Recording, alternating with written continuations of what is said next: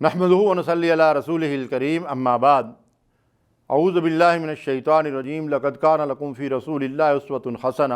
تمہارے لیے اللہ کے رسول کی زندگی ایک بہترین، کامل، مکمل اور حسین نمونہ ہے۔ ناظرین کرام، ہر آدمی کی اپنی زندگی میں یہ خواہش ہوتی ہے کہ وہ کسی کو اپنا آئیڈیل بنا کر اس کے پیچھے چلے، اس کی تقلید کرے، اس کا اتباع کرے، اس کی اطاعت کرے، اس جیسا بننے کی کوشش کرے۔ اور ہر آدمی کا کوئی نہ کوئی آئیڈیل ہوتا ہے، لیکن کوئی بھی ذات ایسی آپ کو نہیں ملے گی جو اپنی ذات میں کامل اور مکمل ہو۔ کوئی بڑے سے بڑا شخص بھی ہوگا، یا تو کوئی کامیاب فاتح اور جنرل ہوگا، کامیاب سیاستدان ہوگا، کامیاب جج ہوگا، کامیاب مثالی دوست ہوگا، حسن و جمال کے لحاظ سے دنیا کا حسین انسان ہوگا، لیکن کوئی ایسی شخصیت تلاش کیجئے کہ جس کے اندر تمام کمالات ہوں اور تمام کمالات کا مجموعہ ہو،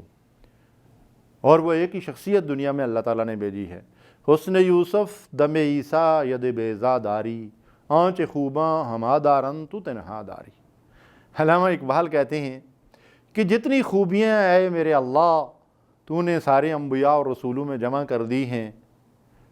کسی رسول میں حسن و جمال کا کمال ہے اور کوئی مردوں کو زندہ کرنے کے کمالات رکھتا ہے، کوئی معجزے دکھاتا ہے، لیکن تو نے میرے آقا صلی اللہ علیہ وسلم کے اندر یہ سارے کمالات جمع کر دیے ہیں۔ وَإِنَّكَ لَعَلَىٰ خُلُقٍ عَظِيمٍ۔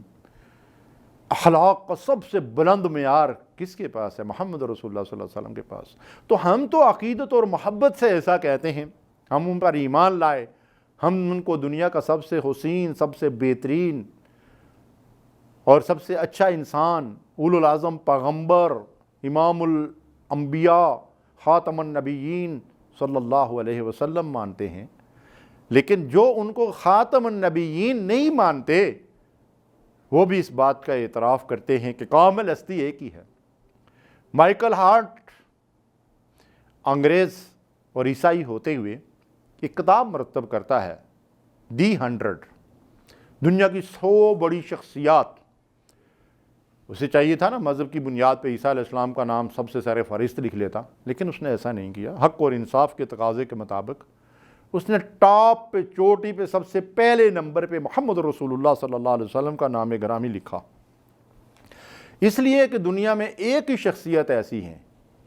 کہ جن کی پوری زندگی، ان کا کھانا پینا، ان کا سونا جاگنا، ان کے گھریلو معاملات،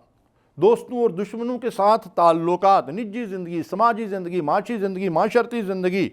ان کے اخلاق و عادات و اطوار، ان کی تجارت اور کاروبار، رشتہ داروں سے اور دوستوں سے تعلقات، پڑوسیوں سے تعلقات، صلح اور جنگ کے معیارات، ملکی بین الاقوامی معاملات اور ان کی سیاست اور ان کی حکومت،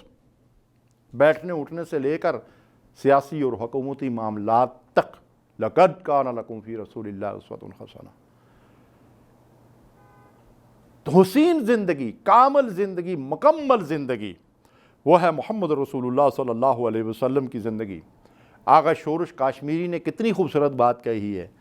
کہتے ہیں کہ ایک قرآن وہ ہے جو مصحف کی صورت میں ہمارے پاس ہے، جس کو لوگ پڑھتے ہیں، جس کے ذریعے سے مدارس کے اندر جو ہے وہ درس و تدریس ہوتی ہے، لیکن ایک قرآن جو مکے اور مدینے کی گلیوں میں چلتا پھرتا تھا، جس کو لوگ محمد کے نام سے جانتے ہیں صلی اللہ علیہ وسلم۔ اور یہی بات میری اور آپ کی ماں سید عائشہ رضی اللہ تعالی عنہا نے فرمائی تھی نا کہ کان خلقہ القرآن۔ تم پوچھتے ہو محمد صلی اللہ علیہ وسلم کے اخلاق کیسے تھے، وہ کیسے انسان تھے؟ قرآن پڑھو، قرآن جیسا کہتا ہے محمد صلی اللہ علیہ وسلم ویسے ہی تھے، گویا کہ وہ چلتا پھرتا قرآن تھے۔ کہتے ہیں جادو وہ جو سر چڑھ کر بولے۔ ایک امریکی ماہر نفسیات کا ایک تجزیہ ہے، کہتا ہے کہ کسی بھی قائد میں 3 چیزیں جو ہیں ان کا ہونا ضروری ہے: اپنے پیروکاروں کی فلاح و بہبود کا خیال رکھے، ایسا معاشرتی نظام وضع کرے جس میں لوگ اپنے کو محفوظ و مامون سمجھیں، اور لوگوں کو ایک جامع عقیدہ مہیا کرے جس کے مطابق وہ عمل کریں۔ اور پھر اس کے بعد وہ پاسٹر اور سالک اور کنفیوشس اور اسکندر اعظم اور ہٹلر اور گاندھی، اور پھر اس کے بعد انبیاء اور عیسیٰ اور گوتم بدھ اور موسیٰ علیہ السلام کا بھی ذکر کرتا ہے، لیکن کہتا ہے لیکن تمام دنیا کے عظیم ترین رہنما حضرت محمد صلی اللہ علیہ وسلم ہیں، جن میں یہ تمام اوصاف بدرجہ تمام و کمال پائے جاتے ہیں۔ اللہ کا بے حد و حساب شکر و احسان ہے کہ ہم اللہ کے اس نبی پہ ایمان لائے ہیں، لیکن ہماری بدقسمتی یہ ہے کہ اسوہ رسول سے دور ہیں۔ دوستو